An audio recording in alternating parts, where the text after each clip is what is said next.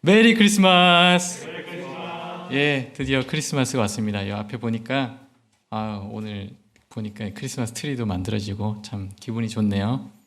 예, 우리 화면을 보시는 우리 동역자 여러분들도 같이 하셨죠? 예, 예수님께 감사 찬송 드리는 시간이 되기를 기도합니다. 제가 잠깐 기도하고 시작하겠습니다.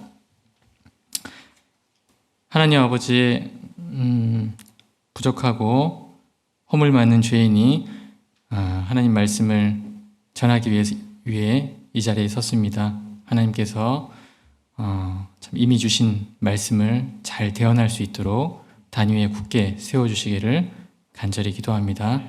말씀을 통해서 하나님의 영광이 잘 드러날 수 있도록 예수님의 탄생을 기뻐하고 찬양하는 시간이 될 수 있도록 도와주시기를 기도합니다. 감사드리고 모든 말씀 우리 주 예수 그리스도 이름으로 기도합니다. 아멘. 네, 12월은 크리스마스의 달입니다. 크리스마스는 예수님의 탄생을 기념하는 날입니다.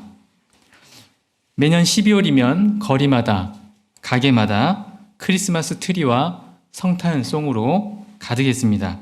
아이들도 어른들도 지나가던 강아지들도 화이트 크리스마스를 기다리며 기쁨과 행복을 누렸습니다. 그런데 올해 12월은 크리스마스보다 코로나 백신의 모든 촉각을 곤두세우고 있습니다.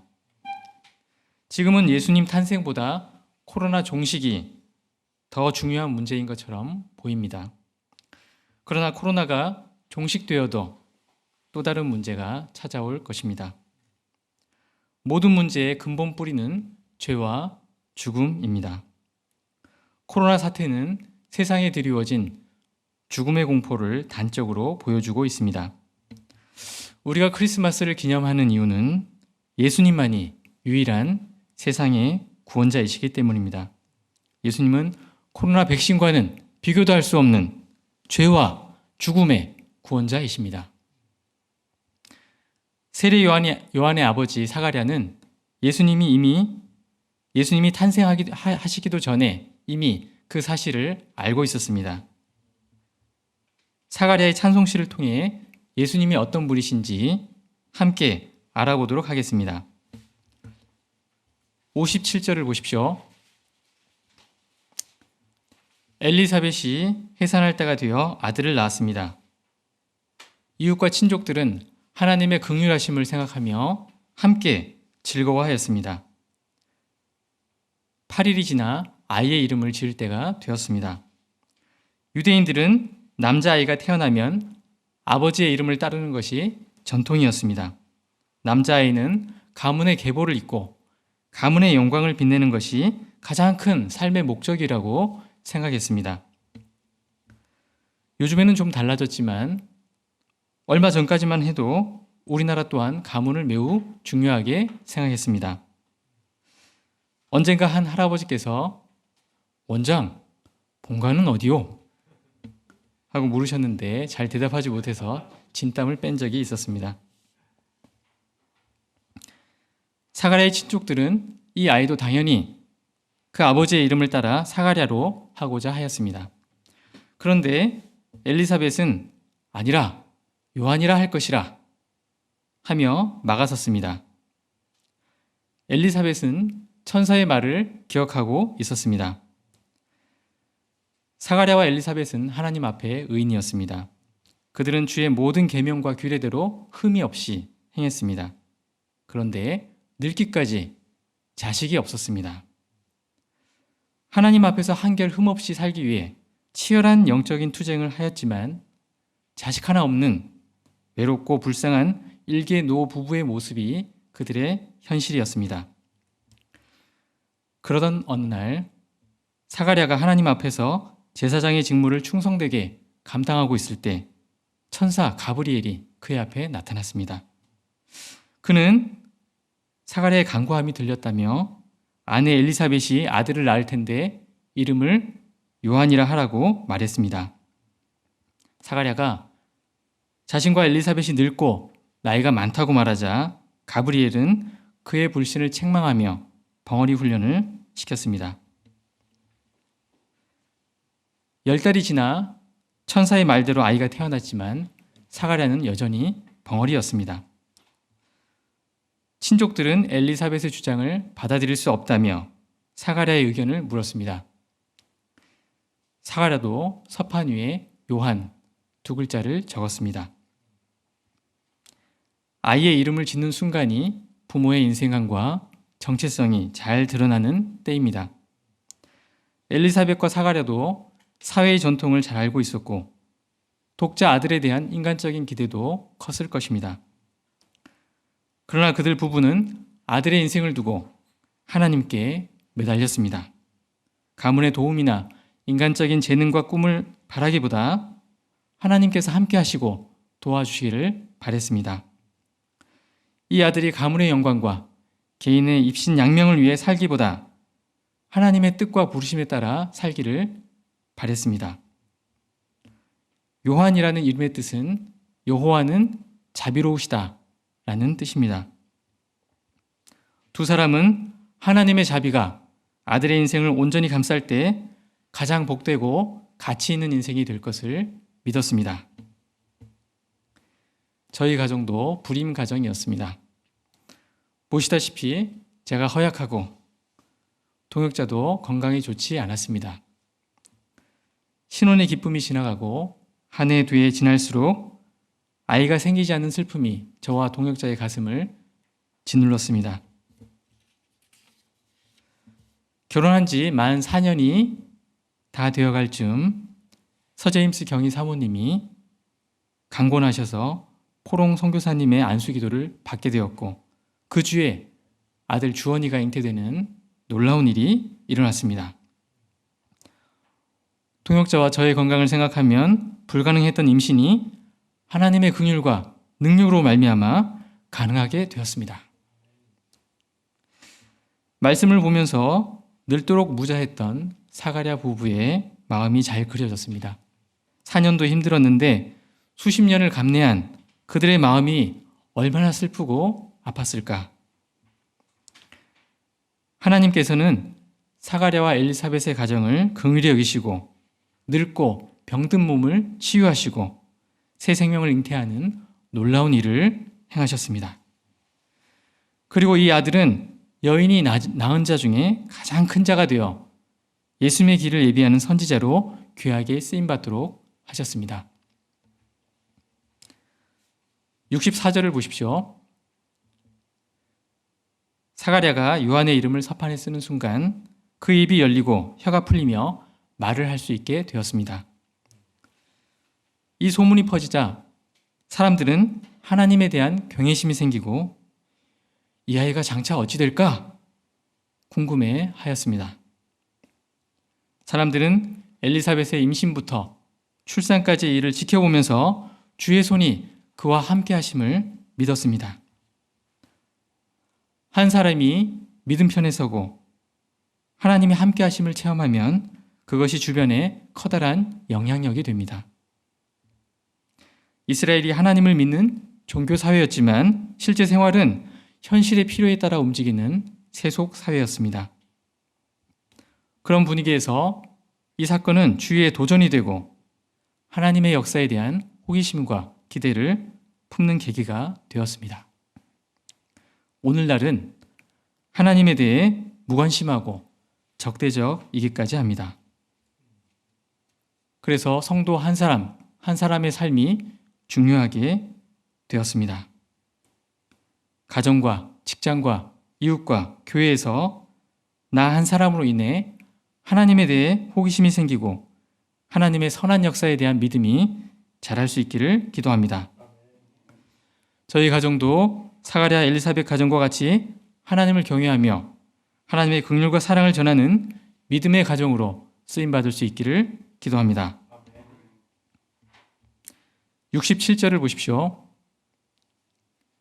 사가랴는 성령의 충만함을 받아 예언을 시작합니다. 68절과 69절을 다 같이 읽어보시겠습니다. 시작. 찬송하리로다 주 이스라엘의 하나님이여 그 백성을 돌보사 속량하시며 우리를 위하여 구원의 뿔을 그 종 다윗의 집에 일으키셨으니. 벙어리 훈련을 끝낸 사가랴 입에서 나온 첫 마디는 아이고 귀한 내 새끼가 아니라 하나님을 찬송하는 예언이었습니다. 수십 년을 간구하며 기다린 아이인데 사가랴의 찬송은 아들에 대한 내용보다 예수 그리스도에 대한 내용으로 가득합니다. 사가랴는 벙어리 훈련을 받으면서 쓴뿌리를 품기보다 성령의 충만함을 덧입었습니다. 말 못하는 10달 동안 전능하신 하나님을 믿지 못한 불신의 죄를 회개하고 하나님의 구원 역사를 많이 생각한 것 같습니다. 문제와 사건을 대하는 마음가짐에 따라 믿음의 훈련이 되기도 하고 의미 없는 고난이 되기도 합니다. 사가랴는 벙어리 훈련을 받으며 하나님의 긍휼과 능력을 깨닫고 가정 문제에만 매이지 않고 나라와 온 세상에 임하는 하나님의 구원 역사를 바라보게 되었습니다. 사가랴의 찬송 제목이 무엇입니까? 그 백성을 돌보사 속량하신 하나님입니다. 돌보사는 돌아보셨다, 찾아오셨다는 뜻입니다. 세상은 갈수록 각박해지고 있습니다. 개인주의의 시대, 혼술과 혼밥의 시대, 비대면, 언택트의 시대입니다. 내게 유익이 되고 에너지가 되는 사람이면 한 끼에 수십억이 들더라도 만나려고 하지만 얻을 게 없고 만나면 기만 빨리는 사람들은 철저히 외면합니다. 돈 많은 할아버지 할머니들은 자녀들이라도 찾아오지만 돈 없는 노인들은 냄새나고 집만 든다며 아무도 찾지 않습니다. 그런데 하나님은 죄와 죽음으로 냄새나는 우리들을 친히 찾아오셨습니다. 속량이란 몸값을 받고 종의 신분을 풀어주어 양인이 되게 한다는 뜻입니다. 당시 이스라엘은 암울한 상황에 있었습니다. 로마의 지배하에서 지도자들은 자기 욕심을 채우기에 바빴습니다. 이스라엘 백성들은 압제와 가난으로부터 벗어나기를 간절히 원했습니다. 사가랴는 한 나라의 정치적, 경제적인 속량을 넘어서는 온 세상과 인류의 근본적이고 영원한 구원을 깨달았습니다. 69절을 보십시오. 하나님께서는 우리를 위해 구원의 뿔을 다윗의 집에 일으키셨습니다. 사가랴가 예언한 구원의 뿔은 바로 예수 그리스도이십니다. 뿔은 능력과 힘을 상징합니다. 누군가를 구원하려면 심정도 있어야 하지만 능력이 있어야 합니다. 과거 이스라엘은 주변 나라들로부터 많은 고난을 겪었습니다. 하나님께서는 이스라엘을 위하여 다윗을 구원의 뿔로 세우셨습니다. 다윗은 거인 골리앗을 쓰러뜨리고 이스라엘의 태평성대를 가져왔습니다. 그러나 다윗도 한낱 인간이기에 그 구원은 영원할 수가 없었습니다. 다윗이 죽자 이스라엘은 다시 혼란에 빠지고 결국 멸망의 길로 가게 되었습니다. 어떤 사람도, 어떤 기업도, 어떤 나라도 영원한 구원의 뿔이 될 수는 없습니다. 오직 하나님께서 일으키신 예수 그리스도만이 참된 구원의 뿔이 되십니다. 무엇으로부터의 구원입니까? 71절을 보십시오. 다 같이 읽어보시겠습니다. 시작. 우리 원수에게와 우리를 미워하는 모든 자의 손에서 구원하시는 구원이라. 나의 원수가 누구입니까? 누가 나를 미워합니까? 배우자입니까? 자녀입니까? 직장 동료나 친구나 이웃입니까? 아닙니다. 누군가 나를 미워한다면 그들 안에서 조정하는 사탄의 역사입니다. 마찬가지로 내가 누군가를 미워한다면 내 안에서 사탄이 역사하고 있는 것입니다. 첫 인간 아담과 하와 때부터 사탄 마귀는 우리를 미워하고 우리를 만드신 하나님을 미워했습니다. 사람의 불행과 멸망이 하나님으로부터 멀어지는 것임을 알고 첫 인간을 미혹하여 하나님께 죄를 짓게 하였습니다. 사탄은 지금도 쉬지 않고 그 일을 계속하고 있습니다. 어떻게 하든지 내 안에 들어와 하나님과 이웃에 대한 미움을 심으려고 혈안이 되어 있습니다. 요한계시록에서는 사탄을 7머리와 10뿔을 가진 짐승으로 묘사합니다. 7머리는 그 숫자에서 알 수 있듯이 매우 강교함을 의미하며 10뿔은 그 능력의 강함을 의미합니다. 머리가 하나여 10뿔은커녕 개뿔도 없는 사람의 지혜와 능력으로는 결코 사탄을 이길 수가 없습니다. 이 원수로부터 구원받을 수 있는 유일한 길은 구원의 뿌리신 예수 그리스도를 붙드는 것밖에 없습니다. 내 안에 사탄이 아닌 예수님이 계실 때 미움이 사라지고 사랑과 긍휼이 넘치게 됩니다. 72절을 보십시오. 오늘 말씀에는 긍휼이라는 단어가 3번이나 나옵니다. 하나님은 우리를 불쌍히 여기시는 분이십니다. 왜 하나님께서 우리를 불쌍히 여기십니까? 누군가를 사랑하는 마음이 없으면 불쌍한 마음이 들지 않습니다. 그렇다면 사랑할 만한 구석이 없는 냄새나는 죄인 우리를 하나님은 왜 사랑하십니까? 하나님은 하나님의 형상을 따라 우리를 만드시고 자녀 삼아 주셨습니다. 자녀에 대한 사랑은 조건이 없습니다. 우리를 향한 하나님의 긍휼은 무조건적인 사랑의 발로입니다. 또한 예수님의 오심은 어느 날 즉흥적으로 이루어진 것이 아닙니다. 오래전부터 하나님의 약속입니다. 하나님은 언약을 지키시는 신실하신 하나님이십니다. 암울한 나라와 자신의 현실을 생각할 때 사가랴의 마음 한구석에 하나님께서 나를 버리신 것은 아닌가 하는 두려움이 들었을 것입니다. 그런데 자신에게 찾아오신 하나님을 체험하면서 하나님은 언약을 지키시는 분이심을 깨닫게 되었습니다. 하나님은 오래전 믿음의 조상 아브라함과 우리를 향한 언약을 맺으셨습니다. 74절을 다 같이 읽어보시겠습니다. 시작. 우리가 원수의 손에서 건지심을 받고 종신토록 주의 앞에서 성결과 의로 두려움이 없이 섬기게 하리라 하셨도다.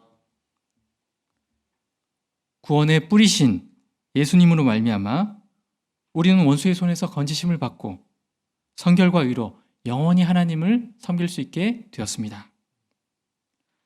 성결이란 거룩하고 깨끗함을 말합니다. 의란 하나님과의 바른 관계성입니다. 아담의 범죄 이후 사람은 누구나 죄로 인해 성결과 의를 잃어버렸습니다. 이스라엘 백성들은 하나님 앞에 서기 위해 먼저 자신을 성결하게 해야 했습니다. 나의 죄를 대속하는 제물을 바침으로 잠시 성결을 덧입을 수는 있었지만 영원한 속죄는 불가능했습니다. 그러나 이제 예수님의 보혈의 은혜로 종신토록 성결과 의를 덧입을 수 있게 되었습니다. 이 얼마나 은혜로운 일입니까? 생각해 보십시오. 나를 돌아보면 얼마나 더럽고 냄새나는 죄인입니까? 얼마나 탐욕에 눈먼 자입니까? 얼마나 정욕이 가득한 자입니까? 얼마나 이기적이고 차가운 자입니까? 얼마나 시기와 질투가 많은 자입니까? 얼마나 교만하고 은혜를 모르는 자입니까? 나의 중심을 꿰뚫어 보시고 내 모든 죄악을 다 알고 계시는 하나님이십니다. 의인은 없나니 하나도 없으며 죄의 삭은 사망입니다. 어느 누가 인생을 심판하시는 하나님 앞에 감히 설 수 있습니까? 그러나 예수님의 십자가 보혈로 말미암아 우리의 모든 죄가 깨끗이 씻어졌습니다. 하나님과 우리 사이를 가로막았던 어둠과 죽음의 휘장이 찢겨나갔습니다. 이제 예수님을 나의 그리스도로 영접하기만 하면 누구나 하나님 앞에 두려움 없이 섬길 수 있게 되었습니다. 사도 바울은 말합니다. 너희는 다시 무서워하는 종의 영을 받지 아니하고 양자의 영을 받았으므로 우리가 아빠 아버지라고 부르시느니라. 사가랴는 이 놀라운 은혜를 깨닫고 주의 길을 예비할 아들의 삶을 노래합니다. 76절을 보십시오. 사가랴는 이제서야 자기 아들에 대한 이야기를 꺼냅니다. 아들 이야기를 하는데도 예수님께 강조점이 있습니다. 아들은 지극히 높으신 이의 선지자입니다. 아들의 소명은 예수님 앞에 앞서가서 주의 길을 준비하는 것입니다. 진정한 구원은 죄사함으로 말미암는 구원이라는 것을 가르치는 일입니다. 세상에는 많은 지식이 있습니다. 지금 사람들은 돈 버는 지식을 최고의 지식으로 생각합니다. 진짜 부자들은 그들만이 공유하는 고급 정보가 있다고 합니다. 사람들은 돈 버는 지식에 더 가깝게 도달하기 위해 일생을 바칩니다.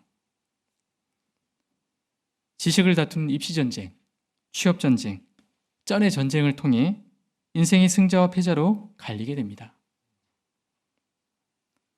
그러나 세상의 지식은 부자가 되게 할 수는 있어도 죄를 사할 수는 없습니다.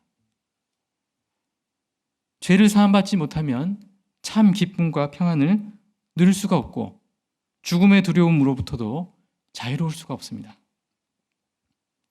그래서 오직 죄사함으로 말미암는 구원의 지식만이 세상에서 가장 귀하고 소중한 지식입니다.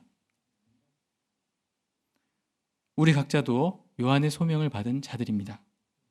이 일을 감당하도록 하나님께서 우리를 이 땅에 보내셨습니다. 저와 여러분이 예수님의 길을 준비하는 세례 요한의 삶을 잘 배울 수 있기를 기도합니다. 78절, 79절을 보십시오. 다 같이 읽어보시겠습니다. 시작. 이는 우리 하나님의 긍휼로 인함이라. 이로써 돋는 해가 위로부터 우리에게 임하여 어둠과 죽음의 그늘에 앉은 자에게 비치고 우리 발을 평강의 길로 인도하시리로다 하니라. 사가랴는 한 번 더 하나님의 긍휼을 강조하면서 예수님을 돋는 해로 표현합니다.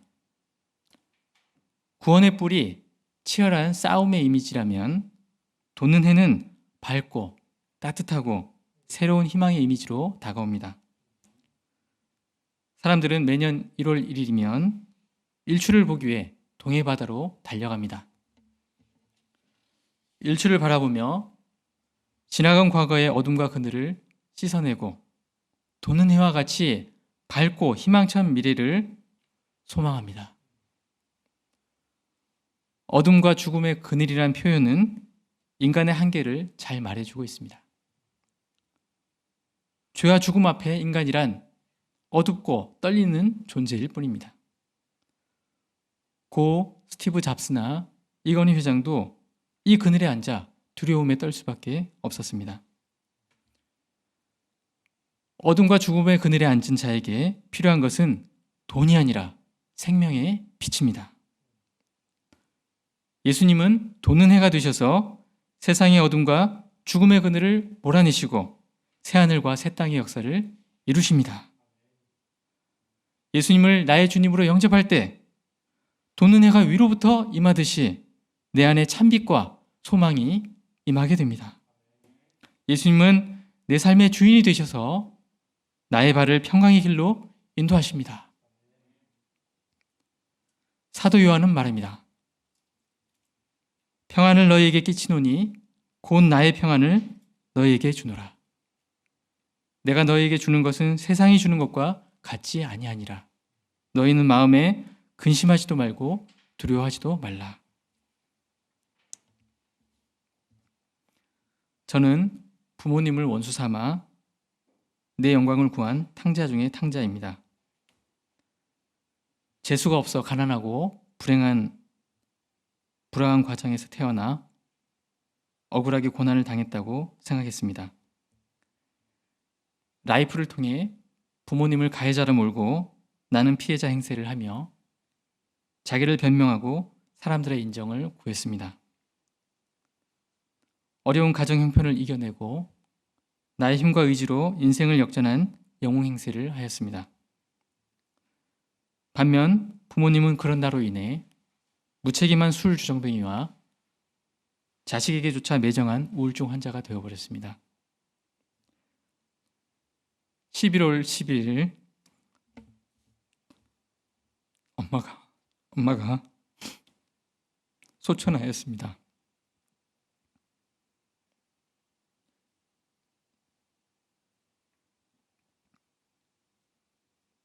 엄마의 마지막을 지켜보며 나라는 인간이 얼마나 죄악된지 사무치게 깨달았습니다.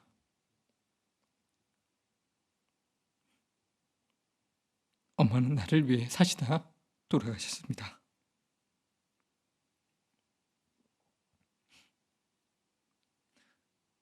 인생과 생명을 돌팔이 자식에게 온전히 맡기셨습니다. 저는 자기 영광을 위해 엄마를 팔아먹었지만 엄마는 자식의 마루타가 되시고 자식의 체면을 위해 병원 한 번 가지 않으셨습니다. 마지막 2주간은 밤새 고통으로 절규하셨지만 제게 원망불평 한마디 하지 않으셨습니다.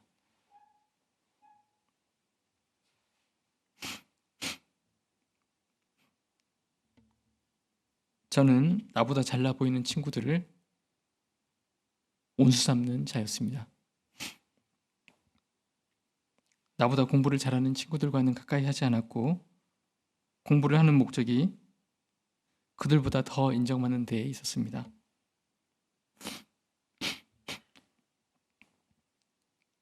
대학에 입학하여 술 마시고 연애하고 개망나는 짓을 하는 동안 아버지는 막노동을 하시며 학비를 붙이셨습니다. 부모님은 어려운 상황에서도 최선을 다해 자식을 사랑하셨지만 저는 부모님께 감사는커녕 원망만 쏟아부었습니다.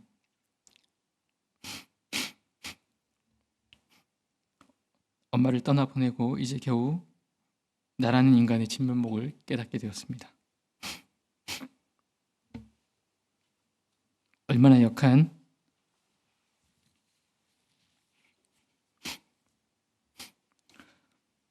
죄와 죽음의 냄새를 풍기는 자인지 조금 알게 되었습니다.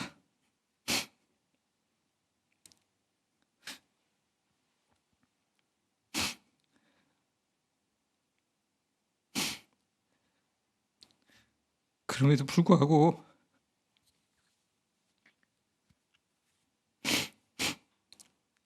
예수님은 이 쓸모없는 자를 위해 십자가 고난을 묵묵히 감당하셨습니다.